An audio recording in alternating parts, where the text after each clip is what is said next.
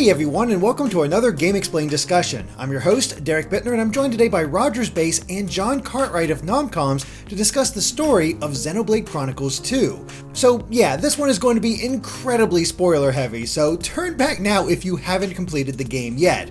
But with all that said, let's get this started. Alright, this is something that people have been asking me for a long time, basically ever since people started finishing the game and like, okay, we're about 2 months out now. Enough people have probably finished Xenoblade Chronicles 2 that we can actually talk about this and not spoil half the audience. I just wanted to bring you two on because I know both of you enjoyed the game just as much. But Roger, let's get your opinion first, just on a basic sense. How did you feel about the story of Xenoblade Chronicles 2? We're not going to be talking about gameplay at all here. It's Sure. Mainly going to be about the story because we have reviews for that. Yeah, exactly. Yeah. I mean, well, I put 200 hours into the game, so I figure I must love the story in some aspect if I played for that much. Yeah, I mean, I loved it. In fact, I think the more I played through it and the more I've been sort of like replaying, just like accepting quests and listening to Heart-to-Hearts, I actually think I like it a little bit more than the first game. And definitely more than X. I think in general, this is just my favorite game in the franchise. What about you, John? Yeah, there are aspects I like more than the other ones, but I think it's really hard to beat the world of Bionis and Mechonis, because that's just such a beautiful environment. So yeah, I think I prefer Xenoblade 2 from a gameplay perspective, but there are aspects of the original that I still prefer a bit more. Yeah, I could see that argument too. Yeah, I do think there's something a little bit more memorable about the world of Bionis and Mechonis than the world of the different Titans of Xenoblade Chronicles 2. Maybe because of how they were just sectioned off quite a bit and how you had to go through them. But, I mean, there were still some really cool locations within Xenoblade Chronicles 2. But I not quite as memorable, I'd say, as the original Xenoblade. Like, I can still think back to specific locations in the original Xenoblade and be like, oh, wow, that was so cool the first time. Yeah, and it was also connected too, whereas with this, we're on different Titans, so everything feels a little bit loose. Not in a bad way, though, because I think it makes exploration easier, because you can just sort of go around wherever you want to go, and it also makes the side quests a bit more exciting too. But I guess you lose that bit of context, because you're not always moving towards one part of the world like you are in the original. I do think it's kind of interesting, though, that you both brought up, like, the world, right? You brought up the locales before you brought up the characters, because I think that's, for me, what puts Xenoblade Chronicles 2 above Xenoblade Chronicles 1, because, Don't get me wrong, I love Shulk, I love Ride, like, I love Elvis, I like the characters from the first game, but comparing this cast to that cast, I just care much more deeply about every other character in this cast than I did about the cast of Xenoblade 1. And I even say that, like, as somebody who loves Riki. Like, I love him, and yet in this game, like, I'm sorry, Tora beats him. 6 ways to Sunday. He is the best little Nopon in the whole series. And even the things that Xenoblade Chronicles 2 did to sort of, like, shift character relationships and, like, what you would expect from characters. Like, we have a Nopon villain in this game. We actually have a Nopon villain. Like, that didn't happen in the first game, and he's a good villain. He's somebody who's, like, there throughout the course of the story, and his boss fight about midway through the game, I think, is one of the funniest bosses in Xenoblade history. So It really is. I loved Bana so much. I loved his voice actor, the way he just rolled his R's, like he had this pompous quality to him.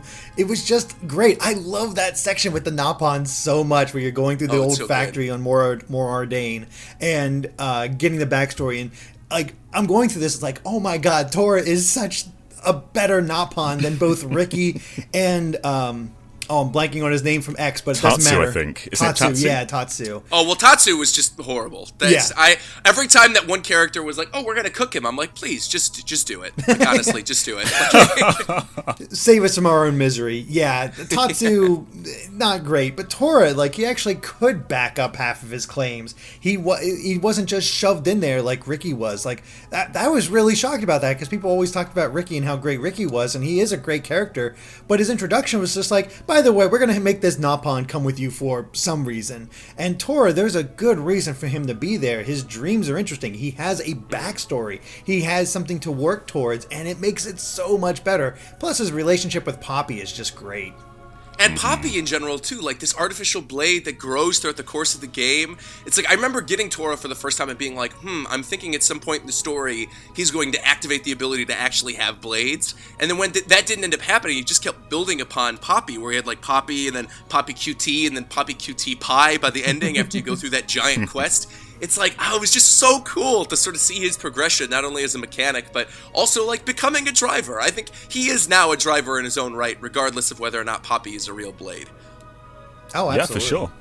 I think progression's a really interesting theme too, because a lot of RPGs kind of fall into this trait of like having one segment being for this character, then the next is for this character, whereas Xenoblade 2 constantly builds the party members. Like, they all have unique twists, and they all have new things going on.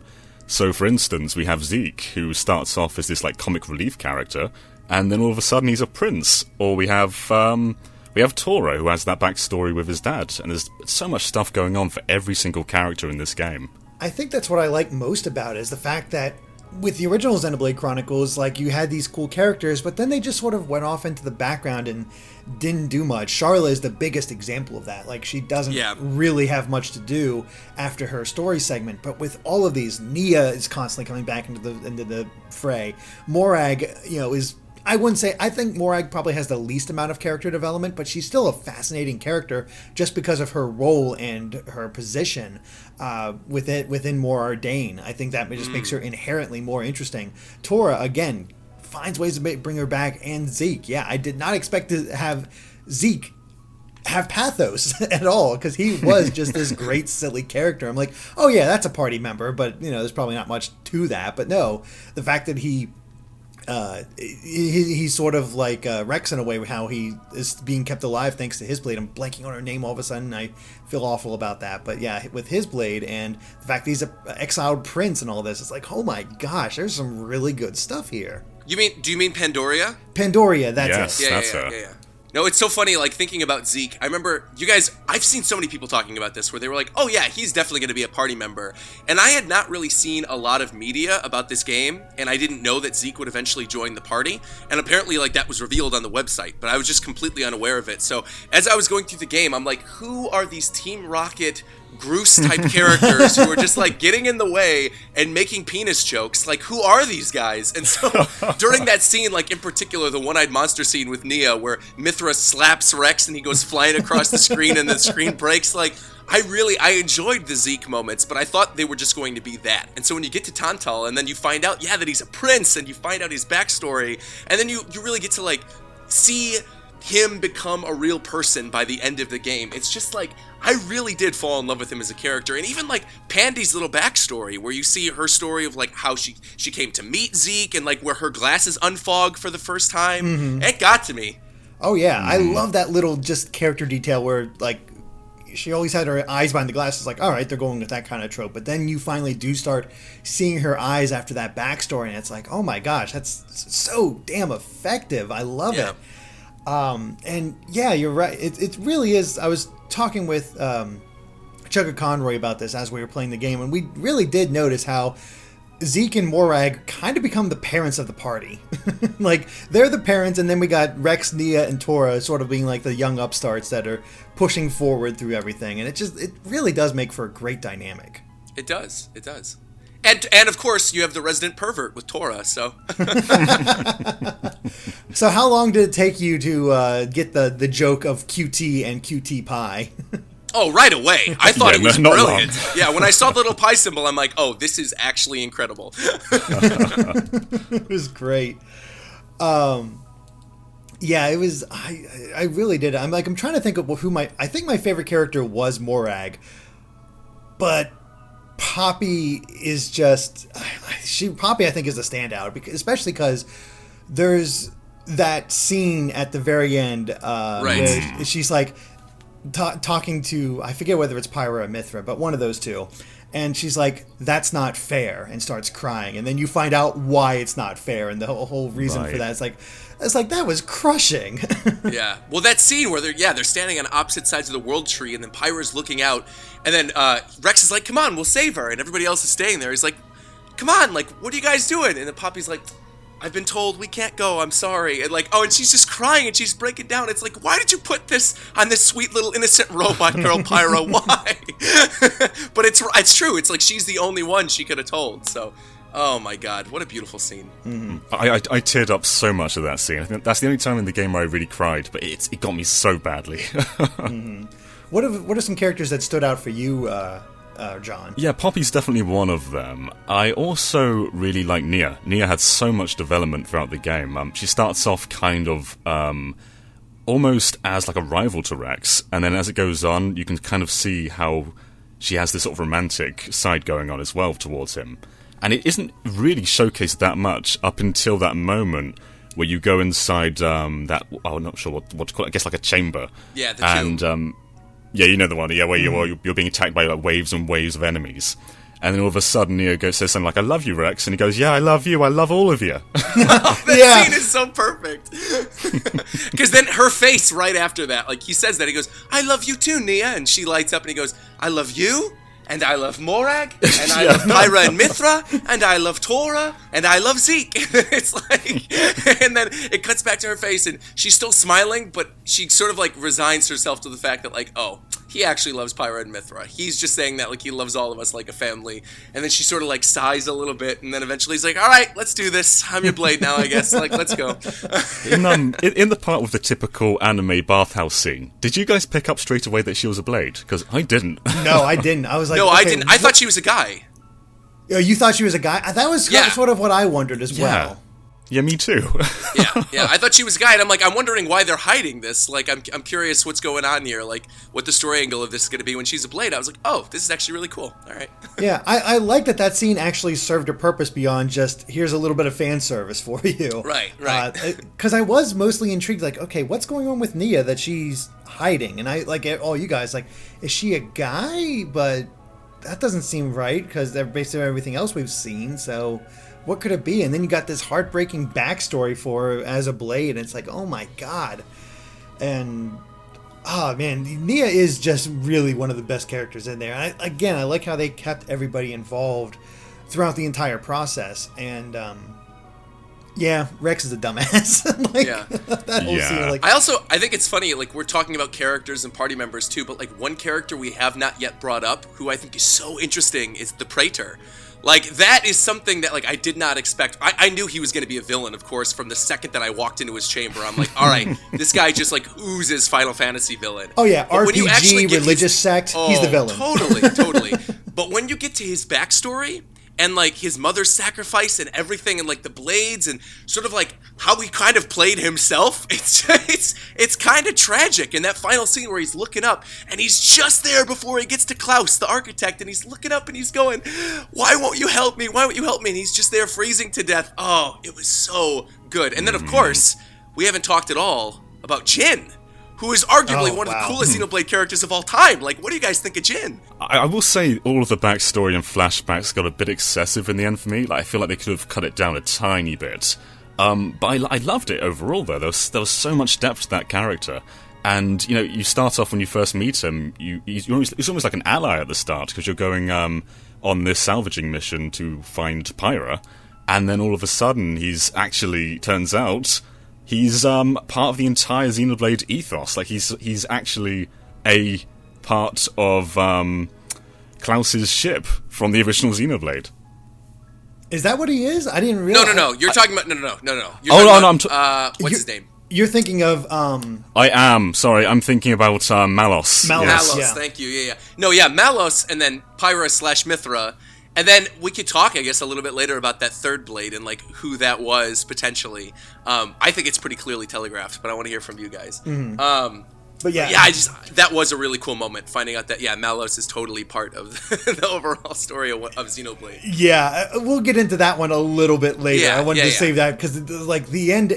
Like, once we get into the ending bits, holy crap. Because what I love about Xenoblade and just them as storytellers, and I've seen it time and time again, they are so good about putting in these little hints or these little gameplay things that make you think it's just a natural progression of, you know, the world and the story.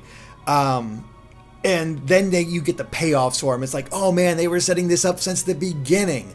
That's amazing. Like, I replayed a little bit of the beginning when I was showing it off to people after I'd already beaten the game. And Bana has a thing about having a factory in More Ardain and being able to make more money off of him that way. It's like totally setting up the factory thing in More Ardain that I completely forgot about.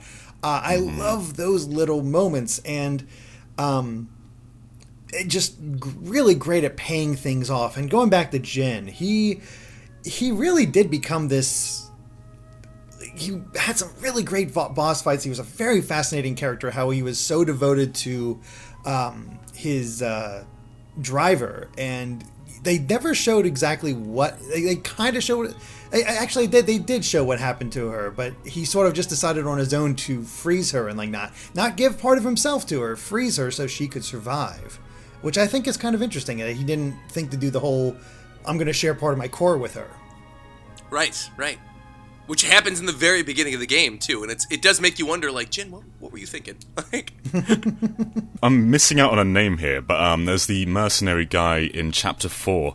And that boss fight with Jin and Malos there, that is so good. There's a cutscene where he ends up stabbing himself in the chest.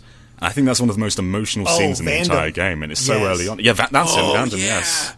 That scene was incredible, too, because, like, one, I love the way that scene was set up, where then the music swelled in, and he's like, there's more than one way to use a blade, and just stabs himself, goes in and starts attacking them, like, is charging up all of this power, and then as soon as that scene ends and you see Rock's little core crystal fall to the ground, that's the first moment in the game of you getting a blade from somebody who's already passed on. So, like, when you finally have to unlock Rock's core crystal to open up that little area in Gormott, and Rock comes back to life and he doesn't remember Vandam, and then they have to, like, tell Rock all of these stories about his old master. Oh, man, like, it's just so good. I never kept Rock off of my team with Rex, even after I unlocked Nia, because I think, like, the quote-unquote canon set for him is probably Pyra, Mithra, Nia, and Rock. And so I just never kept Rock off my team. I thought, like, he always has to be there because of that connection with Vandam. It's like Vandam's always part of the team now. Yeah, that was my exact party too for Rex. Yeah. For my final party for Rex was Pyra, Mithra, Nia, and then Nia's blade. I'm blanking on his name. That's the problem with doing this 2 months after. Right, yeah. Oh, Dromark.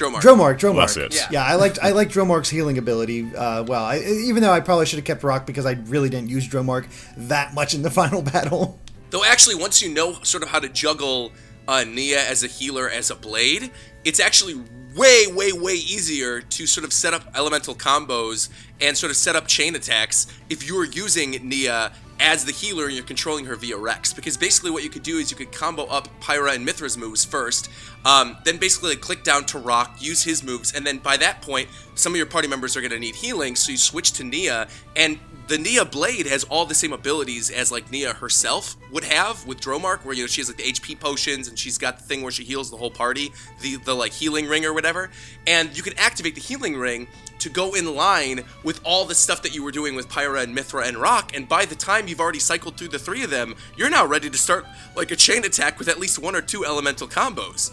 And then, like, you're able to wreck through pretty much every character in the game once you know how to do that, especially if you're able to stack the level 4 combo with Nia as a blade and Pyra and Mithra, because that does tons of damage. It's really incredible how crazy you can get your combos to be and, like, really set it up. Like, it takes a little bit to, like, for it to fully click, but once it does, like, I was loving this battle system. Oh, yeah. So much fun. It's also much better UI than the original 2, because if you remember, in the first Xenoblade, you have, like, tons of icons just scattered around the screen, whereas now they're just kind of all at your fingertips, and it's way better for me. Yeah, it just became a natural extension. Like, I know exactly what I need to do and where it needs to go, and everything makes sense. It just worked out perfectly. But how do you guys feel about Rex as a main character? Well, Shulk was a really good main character, and I think a main reason for that was his shout, whereas Rex just kind of goes like, "Nya." That's pretty much all he does. Yeah. I like him as a character because he's quite naive, and that's meant to be his trait. And, you know, they even play on it that he's naive and to a fault. But yeah, he just isn't quite as compelling as I think Shulk was. Yeah. Yeah, I think I kind of agree with that. I think Shulk was just such a good main character that it's kind of hard to top him. But I do like Rex. I understand what you guys are talking about, like with the very passionate scenes where like he has to scream or cry or something like that. I don't think the voice actor quite nailed it. But every other scene, like where Rex is just hanging out with the party and being carefree and very nice and kind, like I felt that from the voice actor. I thought he did a really good job. And like the scene where he introduces quote unquote Pyra to his parents and he gives that heartfelt speech to like his mom and dad, like, "Oh, you'd love her." It's like, oh man, Rex, I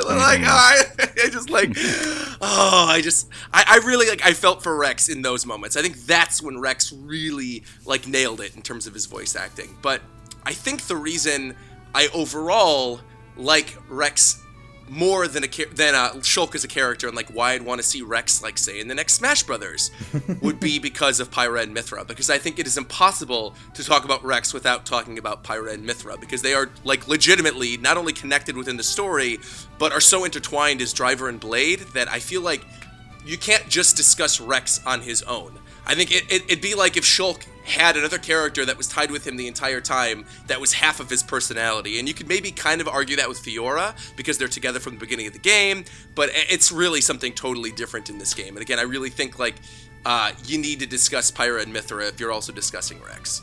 Those two are just such a great character. I like how they're the same, that obviously the same actress, but putting on these different affects, and I mean, they really do feel like just sisters at that point, but I don't know. I love them as characters. They were so compelling to me, what they were doing at all times, and how their relationship with Rex evolved and changed and got better, and how like she really was encouraged by him at all times. Like when you're on that rescue mission for Pyra and you see her actually getting like what we think is killed by Malos. At that point, I'm like, oh my gosh, what are we going to do with this? And then she gets that third form. It's like, oh my god, like there was so many huge moments. Yeah. There was so many huge moments with that. And like, it really did feel like this great crescendo. And I was honestly really surprised, like how that I was expecting like, oh, wow, we ended up here. Man, there must be plenty of game left. But no, I was like, that really does set into motion the rest of the storyline, and it just builds and builds so much from that point, and it's wonderful. But it all stems from that connection with Rex and Pyra about how he's trying to figure out the best way to awaken as a blade user, as her blade user, as the Aegis driver. So yeah, I mean, I think that's really the strength of this one, is the characters are just so damn good.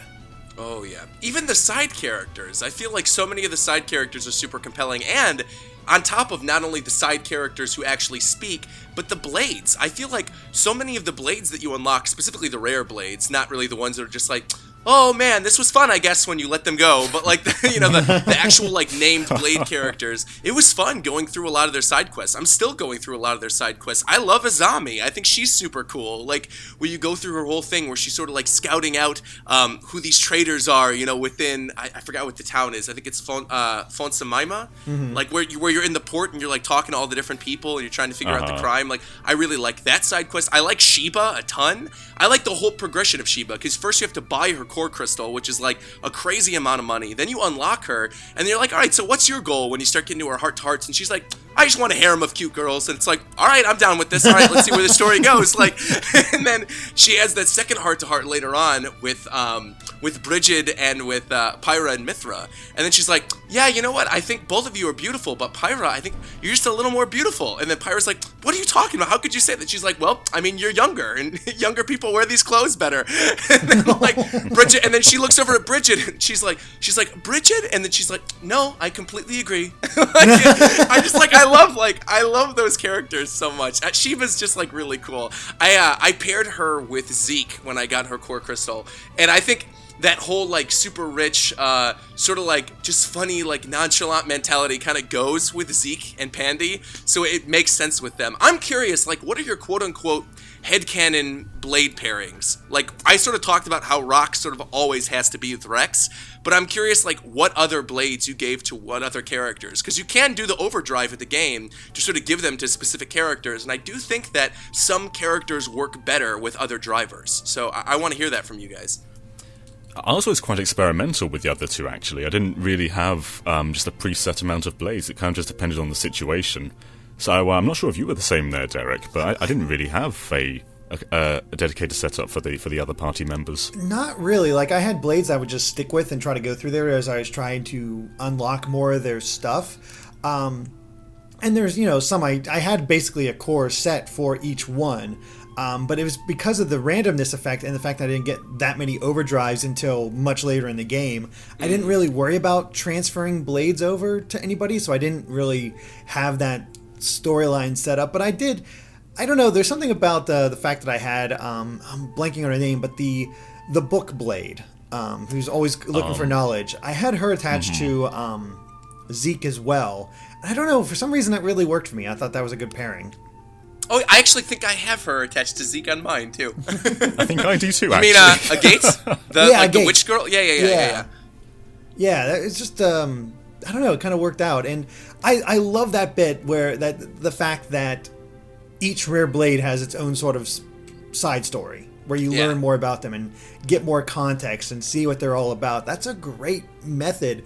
And I have every rare blade except for Cosmos because I can't get Cosmos to save my life. Mm-hmm. Yeah, that stinks. It's awful. See, I unlocked her relatively early on, about 50, 60 hours in, I got her. And so I didn't realize that she was like some ultra super rare blade that like nobody has. I'm still missing, I think, like 3 blades. And the 3 that I'm missing are apparently blades that are relatively common. And I've pulled a ton of core crystals, and I cannot unlock them still. There's like that one that kind of looks like the shadow's like a dragon, but I don't know what he's going to end up looking like.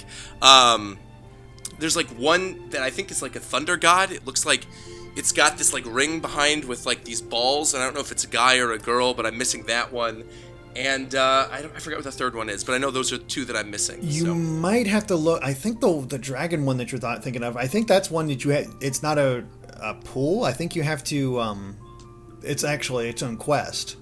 I think that sucks. Then guy wasted a lot of time. Well, you still could have got the others, but I think I think if you go to Von Meisma, you know that altar that you can sacrifice stuff to. No, I don't. How have I don't know what this is, and I've played 200 hours of this game. Yeah, no. in the capital, there's a thing on offshoot on the side there where you can find this altar, and if you sacrifice enough blood-related objects to it, you'll get that dragon-looking. All right. Well, I'm literally going to do that as soon as we're done recording. Yeah. There you go.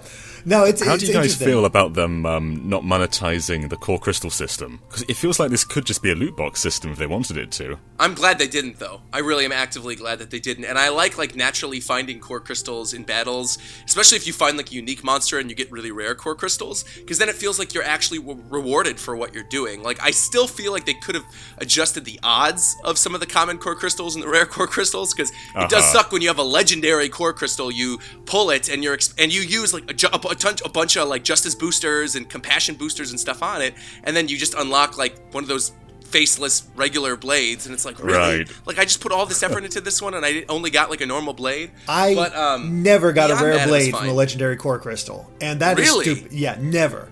I think legendary core crystals should always get you a rare blade. That is my thought. It's just that is one of my legit complaints about the game. It's like, it sucked that I never got anything good. I got a lot of my rare blades from common crystals. I don't know why. I just did. Yeah, me too. I had a huge slump around like the 30 to 50 hour mark. I didn't get a single rare blade. It was all just those common faceless ones. Man, I got I guess very lucky getting Cosmos like 50 hours Yeah, in. you just seem lucky in general with most I things, never use her, though, ever. Like, I experimented with her, and I mostly send her on Merc missions. Yeah, I almost never use her. Because it's like, one of the things we were talking about was, like, pairing the blades with drivers. And, like, for me, Morag always had the same 3. I would switch out some to, like, unlock their affinity charts, but on the whole, I would always have Bridget, of course. And then I would always have, what's his name? Like, Aegeon, I think? Like, the Emperor's Aegeon, old blade. Yeah, so, because that's, like, directly tied with her story, so I'm like, of course, he has to be with her. And then the third one I always gave with her was Cassandra, who's the one that you unlock when you're like salvaging in Mor Ardain, and then you battle that monster and he like coughs up the core crystal. Oh yeah, and she's the one that has the really bad luck. Exactly. And so like tying her and her history with Morag to Morag just made a lot of sense to me.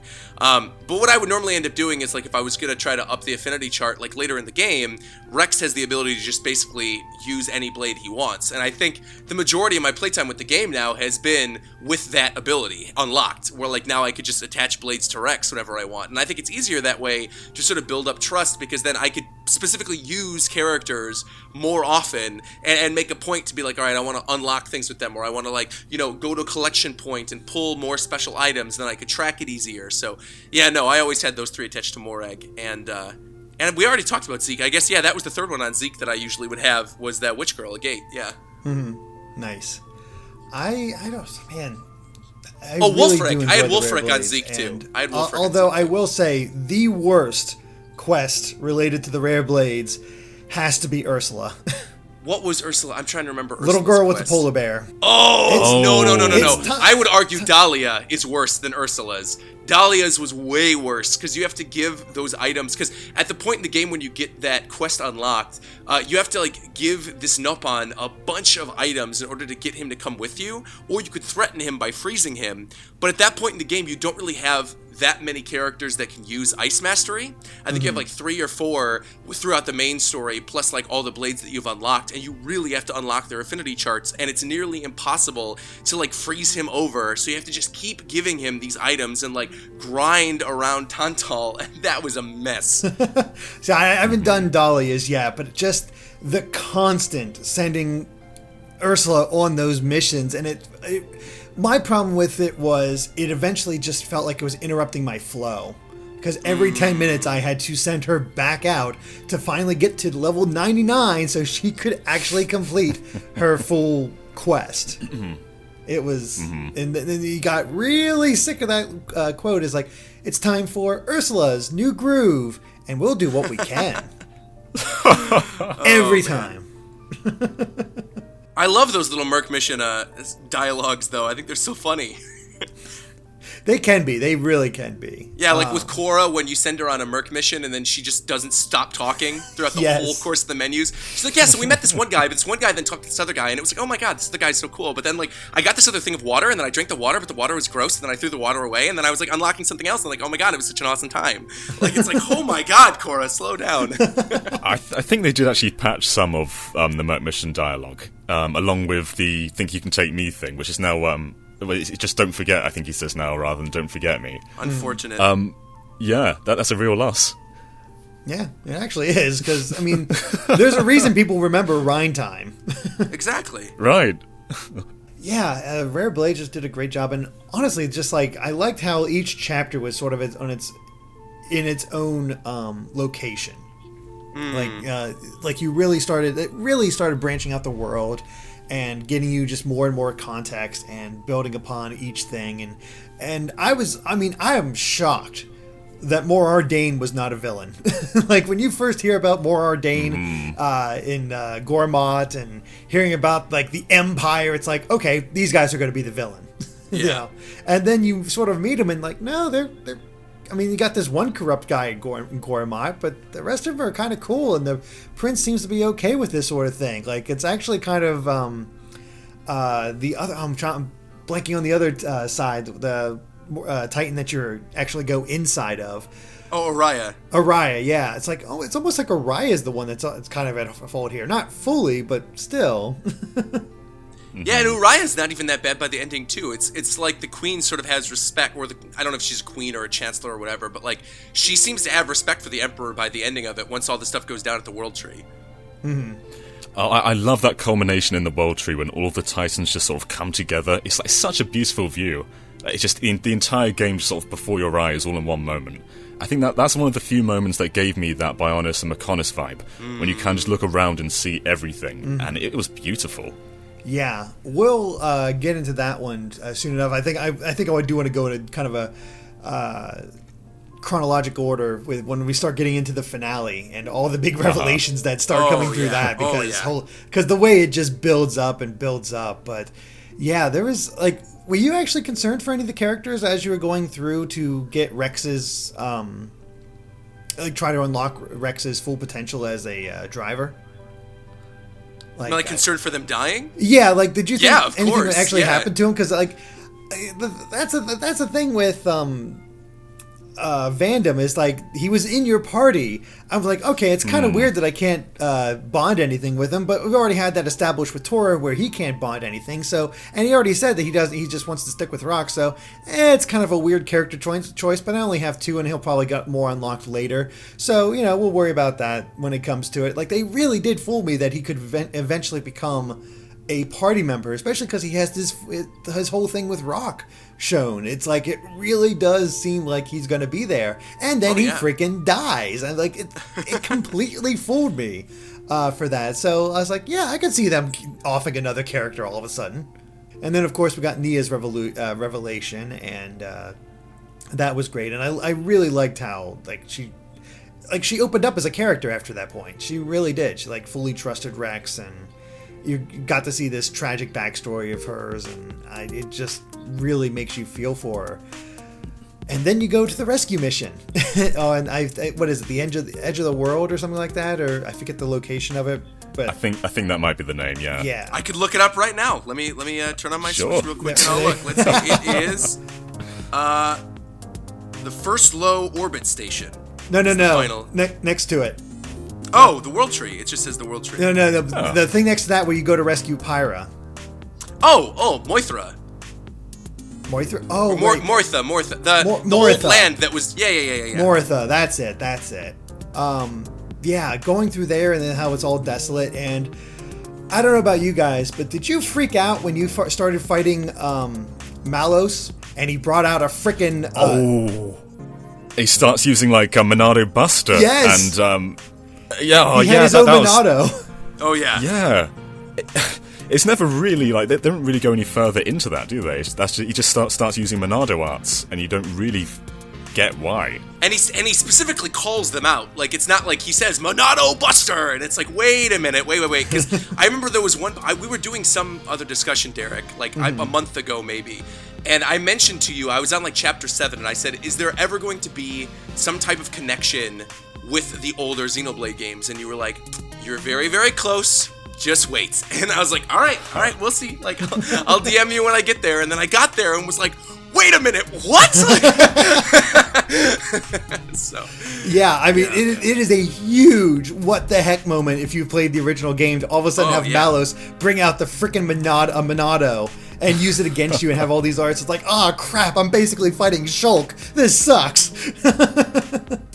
It was so good though. And it was. We'll get more into that once we get like later on if we're going to go in chronological order. Alright, as you'd expect, we went on for a long time about Xenoblade Chronicles 2's story. So join us soon as we talk about the ending, its connections to the other games in the series, and what could come next. Thanks for watching, and if you like this video, be sure to like us on Facebook and Twitter at GameXplain, and of course make sure to subscribe to GameXplain for more on Xenoblade Chronicles and other things gaming as well. Until next time, bye.